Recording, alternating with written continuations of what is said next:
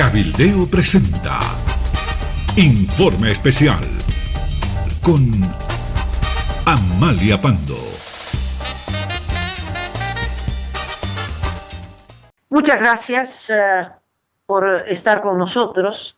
En el primer discurso nacional de Evo Morales a este principio de año, anunció como política del gobierno la jubilación obligatoria. A todos los trabajadores con más de 50 años se les hizo un ras en las espaldas, porque la jubilación en el país no es un derecho, es un paso dramático en la vida de cada trabajador, porque es un empujón a la pobreza. Usted se va a jubilar con el 20, el 30% de su salario. Los únicos realmente privilegiados son los militares, que se jubilan con el 100% de su salario como activo. Entonces, si usted gana, por decirle, 6.000 bolivianos al mes, se va a jubilar con 1.500, seamos optimistas, 2.000 bolivianos al mes, pues sus ingresos han caído dramáticamente. Y usted no es un viejito que no tiene en qué gastar su plata, hágame el favor. Normalmente a los 60 años usted está con toda la fuerza y toda la experiencia para no solo seguir trabajando, sino para ser la parte más importante de su centro de trabajo, justamente por la experiencia acumulada en su vida laboral. Pero ahora le quieren dar un empujoncito fuera del sistema laboral y aprender a vivir con un tercio de su salario. Bueno, lo más interesante de esta propuesta es que viene de la Central Obrera Boliviana, y entonces realmente la decepción es mayor. La Central Obrera Boliviana, con este gobierno, con la cooptación de los dirigentes por parte de este gobierno, han dejado de representar a los pobres de la ciudad y el campo. Y la COP representa a un sector oligárquico de la clase trabajadora vinculada al prebendalismo del gobierno. Hay que ser dirigente para obtener privilegios, vagonetas 4x4, en fin, todos los privilegios de las que gozan, entre otras cosas, de ganar suculentos sueldos sin trabajar. Ese sí es un gran privilegio. El actual dirigente, Juan Carlos Guarachi, que es dirigente fruto de un golpe de Estado que le dio a Guido Midma, quien estaba tomando distancia del gobierno, y fruto de eso le hicieron un golpe en una reunión de Santa Cruz, y asumió Juan Carlos Guarachi. Bueno, es trabajador minero de Huanuni, una empresa que arrastra déficit en los últimos años, y Guarachi, según una publicación, impulsó, claro, el doble aguinaldo, porque él mismo se benefició de la medida. Guarachi gana más de 30.000 bolivianos en Huanuni y parece que 35.000, pero la publicación habla de más de 30.000 bolivianos al mes, de tal modo que en diciembre don Juan Carlos Guarachi se llenó el bolsillo con 90.000 bolivianos. 30.000 de un sueldo y 2 aguinaldos, 60.000, son 90.000 bolivianos a fines del mes de diciembre pasado, lo que significan, si no hago mal la multiplicación, la división en este caso son $12.000 en el bolsillo. Obviamente, una persona que recibe al mes $12.000 tiene otro prisma para ver la realidad.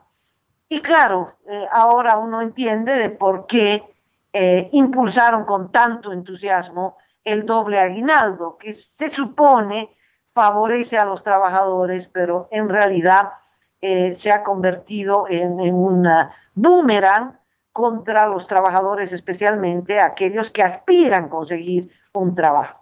Pero los privilegios de Guarachi no son exclusivos.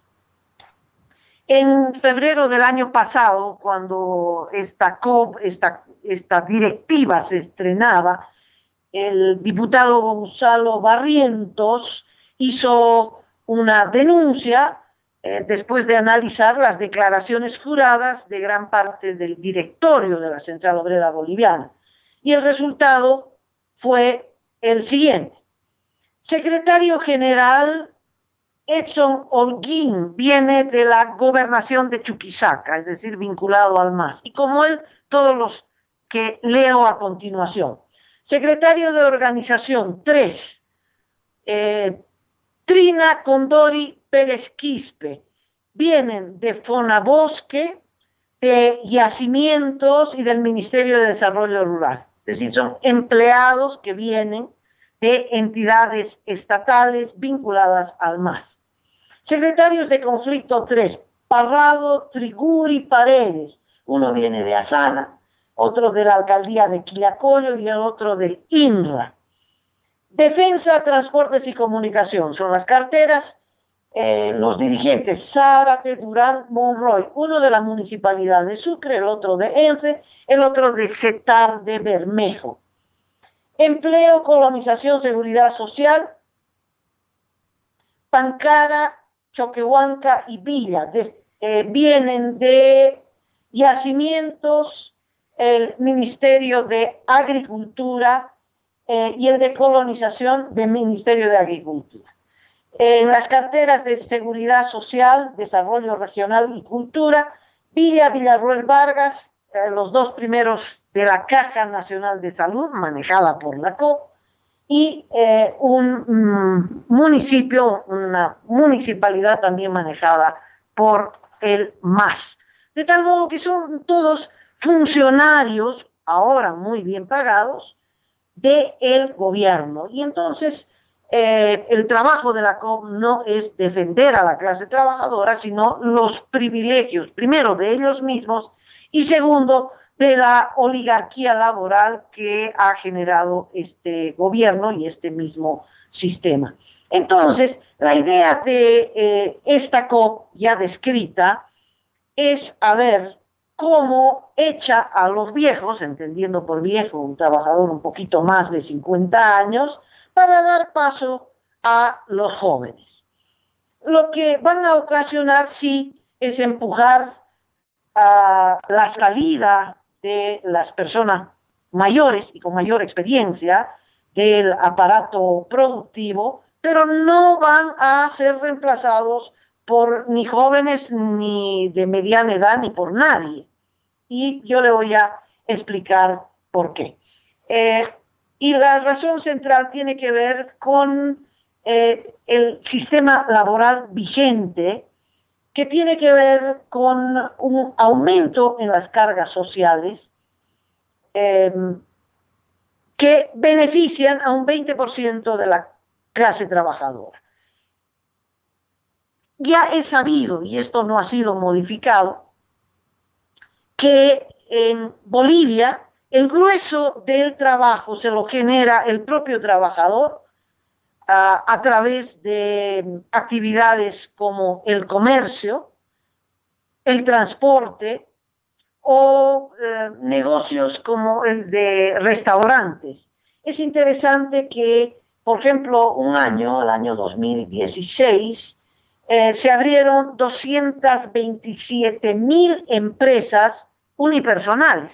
¿Qué quiere decir? Que la gente, para no morirse, pues abre su negocito. Esa es la clase trabajadora, que no tiene ningún tipo de beneficio social. Es decir, a más de generar un ingreso mensual, no tiene seguro de salud, no tiene AFP, no tiene ningún tipo de beneficio que tiene el trabajador que tiene un empleo que es el 20% y nada más de los que tienen un trabajo permanente. Y la COP actúa para defender los intereses no del 80%, sino de ese 20%. Ahora, en ese 20%, la calidad de empleo, según el CEDLA, que es una entidad encargada de analizar el tipo de empleo que hay en el país, de ese 20% que tiene un empleo fijo, también se ha perdido calidad de empleo. ¿Por qué? Porque ni el propio gobierno garantiza un ítem fijo, ya sea en la administración central, en las gobernaciones o en las alcaldías. Lo que ha proliferado en el último tiempo son los contratos a plazo fijo, y normalmente son a menos de 3 meses, y contratos de consultoría que disfrazan en realidad el trabajo eventual. Y estas personas, a más de un aguinaldo, no tienen ningún otro tipo de beneficios, ni salud. AFP sí, porque la paga el propio trabajador. De tal modo que lo que se ve en el país es que, a pesar de haber vivido una bonanza económica del año 2008 al 2014, esa bonanza no mejoró la calidad de empleo, ni siquiera generó un mayor número de empleos fijos. Porcentualmente se mantiene el 20-80, 20 con trabajo fijo y 80% sálvese quien pueda. Y eso no ha cambiado a pesar de la bonanza económica. El propio gobierno es el principal violador de la Ley General del Trabajo, porque ha utilizado estos mecanismos, que les reitero, la consultoría y los contratos a plazo fijo, para eludir la carga laboral. Entonces, las personas que se jubilen y que son parte de este 20%, llamémosle privilegiado, aunque simplemente están ejerciendo un derecho, no darán paso a un trabajador que tenga los mismos derechos. No. ¿Por qué? Porque legalmente está la carga laboral, porque el gobierno sí, al sector privado le exige el cumplimiento detallado de la Ley General del Trabajo. Y ahí tiene, pues, a los burócratas de la COP, que tienen enorme peso o manejan el Ministerio del Trabajo, y también a los jueces laborales y a los jueces que administran los amparos constitucionales, para que esas normas se cumplan al pie de la letra en el sector privado, no en el sector público, en el sector privado. No hay piedad para los empresarios. Tienen que cumplir la Ley General del Trabajo. Bueno, esto debería ser para ambos. Es lo mismo que en el doble aguinaldo, ¿verdad? Estricto para el sector privado y generoso para el sector público. Si puedes, pagas. Si no puedes, no pagas. Pero para el privado pagas, sí o sí. Bueno, el doble aguinaldo en realidad ha sido parte de la estocada contra el empleo fijo, porque no es una estocada contra el empresario privado, no, es una estocada contra el trabajador que aspira a tener un empleo fijo y con beneficios sociales, es decir, un empleo de calidad. ¿Qué es lo que pasa?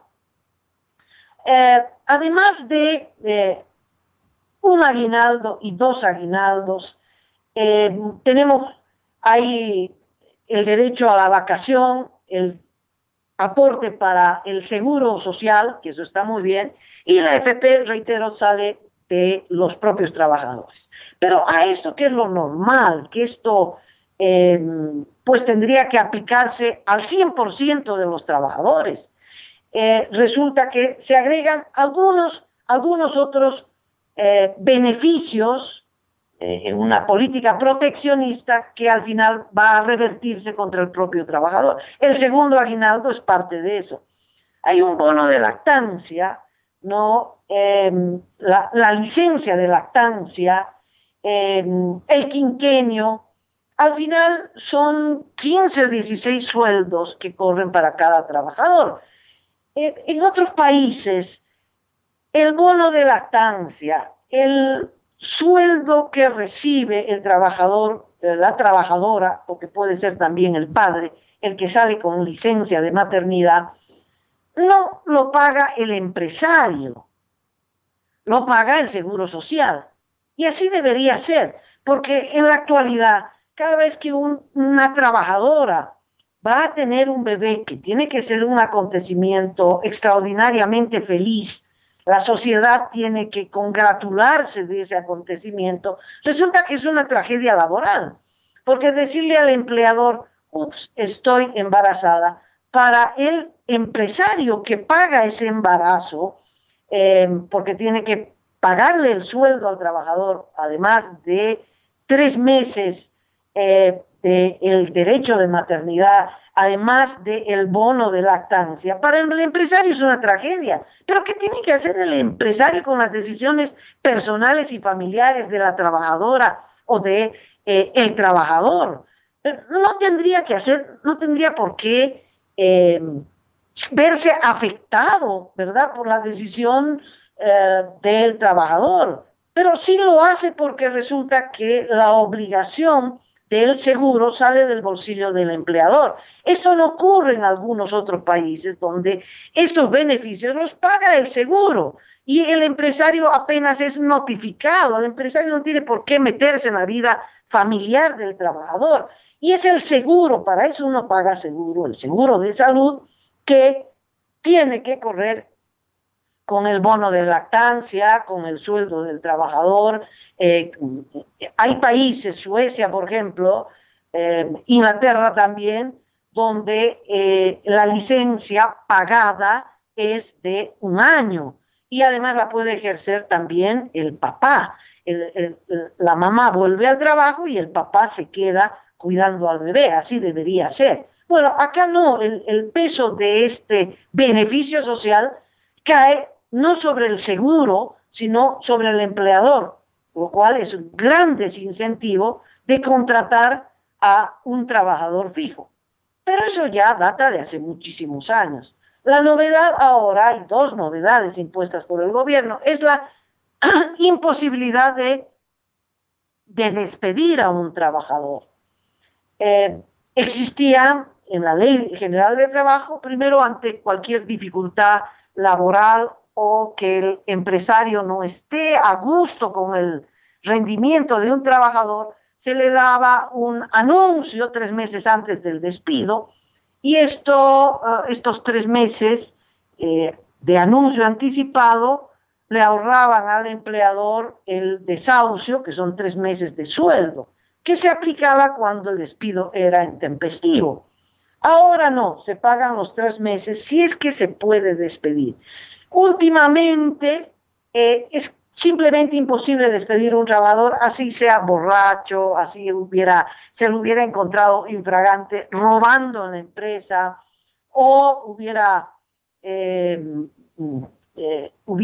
protagonizado algún acto de acoso sexual a otra compañera de trabajo, en fin, no se lo puede despedir, porque entonces viene la cúpula de la COP, ¿verdad?, a defender a este trabajador, y ya sea el Ministerio del Trabajo o a través de amparo constitucional, se ordena la reincorporación inmediata de esta persona. No hay forma de despedir al trabajador, ni siquiera en situaciones ya no individuales, sino de situaciones laborales difíciles. Y le voy a recordar un caso. La empresa Ametex perdió su mercado por razones X, ya no podía producir lo que producía antes porque no tenía mercado en el exterior, una empresa exportadora de textiles. Le pidió al gobierno aceptar despedir el 10% de los trabajadores. La crisis iba aumentando, el porcentaje iba aumentando y el gobierno se negó radicalmente a aceptar el despido de trabajadores. Pues la empresa había dejado de exportar, no tenía cómo sostener a una planta numerosa de obreros, hasta que el empresario fue afectado por una expropiación con el pretexto de salvar los empleos. Y le expropiaron la fábrica Metex, pasó a ser parte de las empresas estatales y poquito tiempo después el gobierno despidió a 800 trabajadores que quedaron en la calle, además de haber gastado $60 millones al cohete, $60 millones de nuestros impuestos. Bueno, el gobierno sí puede despedir, la empresa privada no puede despedir. A esto se suma que se ha aprobado 1 de mayo del 18 del año pasado, una ley sobre las empresas sociales. Guarde usted, empresarios, me estoy dirigiendo a los pequeños empresarios, a los que fueron trabajadores y con su finiquito hicieron una pequeña empresa de mermeladas, una pequeña empresa de zapatos, una salteñería, en fin, la cantidad infinita de pequeñas empresas que hay en el país. Bueno, guarde ustedes que fracasen en su emprendimiento, porque al primer fracaso, si usted no puede pagar el doble aguinaldo, que es una estocada mortal para este sector, si usted no puede pagar los quinquenios, en fin, si usted no puede hacer frente a esta carga laboral, los trabajadores tienen derecho de expropiarle su empresa en cosa de una semana. Va donde el juez y el juez tiene 5 días laborables para que la empresa pase a favor de los trabajadores. No se ha aplicado hasta ahora. No se ha aplicado, va a cumplir un año esta norma y no se ha aplicado, pero está ahí como espada de Damocles contra el sector privado. Si no cumplen, guay, les expropiamos, sin indemnización, sin devolverle nada, en fin. Bueno, ¿cuál es el resultado de esto? El resultado es muy simple. Hay un desincentivo a la inversión. Con esta normatividad, con este riesgo de que los trabajadores le quiten a usted su capital, ¿no? ¿Quién va a invertir en el país? ¿No? ¿Quién va a abrir industrias en todo lado si estas industrias por cualquier pretexto pueden ser expropiadas?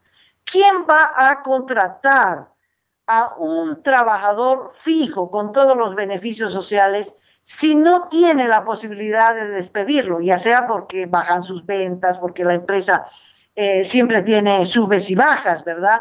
O porque el trabajador resulta un borrachín o un ladrón? No lo puede despedir. Si no lo puede despedir, tampoco lo va a contratar. Entonces, ¿qué va a pasar?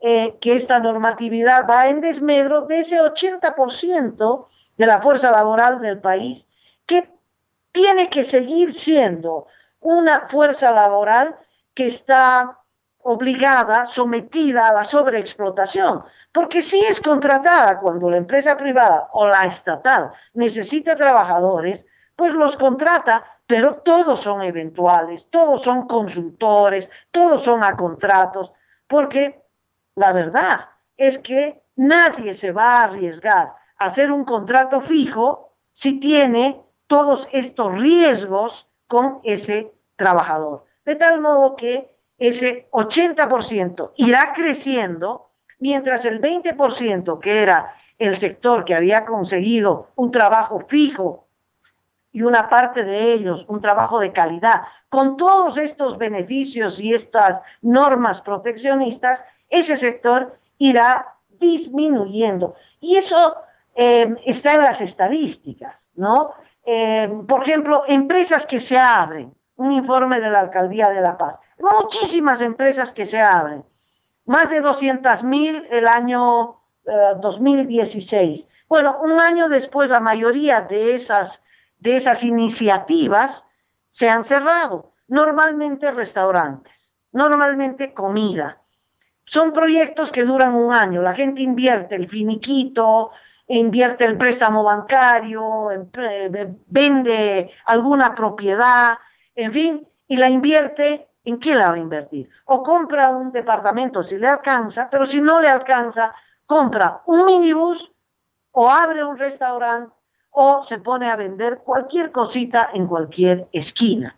Y ese es el panorama laboral. Mucho proteccionismo, mucha COP para defender al sector más oligárquico de la clase obrera, los de Guanuni, y al mismo tiempo un 80% que va creciendo desprotegido, con un trabajo de pésima calidad, porque estos trabajos son trabajos con salario mínimo y sin ningún tipo de beneficio social. ¿Gracias a qué? Gracias a una política de privilegiar a el sector, demagógicamente, porque ellos saben que cada vez es menos ese sector que está en planilla, que está con trabajo fijo, que es el sector antiguo, que es el sector antiguo. Entonces, esta política de echemos a los viejos para que entren a los jóvenes, es en realidad empujemos a la pobreza a los viejos y que los jóvenes sigan fregados en la calle porque nadie los va a contratar. Es decir, nadie los va a contratar con los beneficios sociales, con un trabajo de calidad, en fin, porque está claro que las condiciones no dan para aquello. ¿Gracias a qué? Gracias a la COP, al segundo aguinaldo, a todas estas leyes proteccionistas que son solo para el sector antiguo, mientras se evade, tanto el Estado como el sector privado evaden el riesgo de tener que pagar estos privilegios y la imposibilidad o de despedir o la imposibilidad siquiera de fracasar en este emprendimiento laboral, porque si fracasa, reitero, pues puede correr el riesgo de ser expropiado sin ningún tipo de indemnización. Un cuadro, la verdad, penoso. Me despido con otro informe especial, estaré con ustedes mañana y los invito a bajar la aplicación de Radio Cabildeo, ya sea en Google Store o en TuneIn. Cabildeo presentó Informe Especial con Amalia Pando.